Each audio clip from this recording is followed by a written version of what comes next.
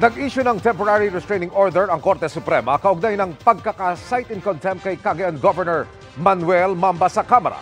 Kinatigan ng SCN Bank ang hiling ni Mamba na isyuhan ng DRO ang inilabas na contempt at detention order laban sa kanya.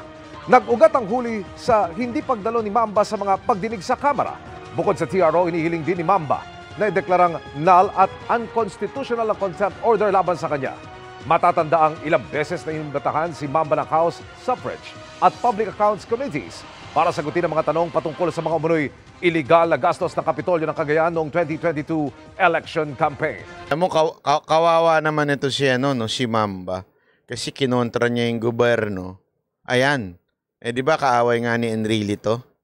So, lagi daw siya pinatatawag sa Congress. Ayaw sumipot, di ba? Kasi nga. Tapos ito, buti na lang nagkaroon ng TRO. Nagbigay ng TRO ang Supreme Court sa pagka-cite in contempt. Kasi kino-contempt siya ng Kamara. Etong si Cagayan. Alam naman natin, pag sinabi mo kasing Kamara, so far ngayon karamihan dyan puro sip-sip eh. Kung anong utos ng kataas-taasang Speaker Romualdez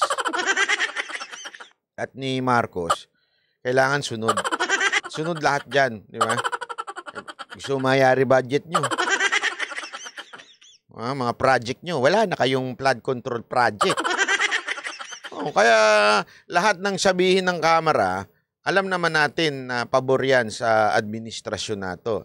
Kinontra ni Mamba itong paglagay-lagay ng EDCA, di ba? Sa kanilang lugar, kinokontra niya. Nagalit, pati si Enrile, di ba, nagsalita. Naalala ko tuloy yung nagsabi dito. Pagkatapos ni Bantag at saka ni Tebes, isusunod niya si Mamba. Ayun na. Pinagkakadiskita na yan ng Congress. Buti na nga lang, hindi congressman niya si Mamba. Kung hindi, nasibak na rin yan. Terorista na rin ngayon yan.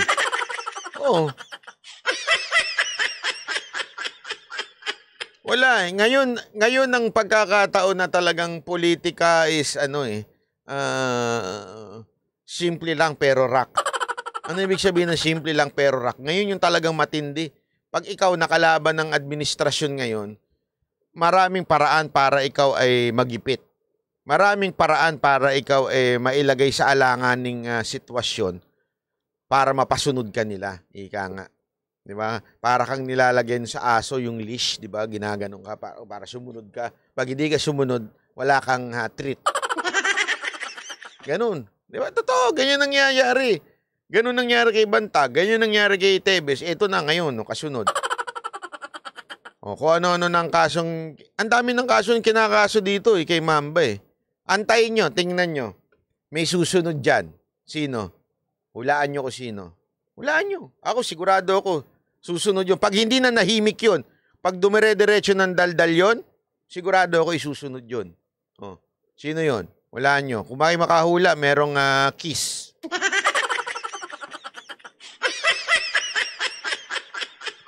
Tingnan natin kung may makahula. Ayun, si Magalong. Here's my kiss. Oo, si Magalong ang kasunod dyan, sigurado.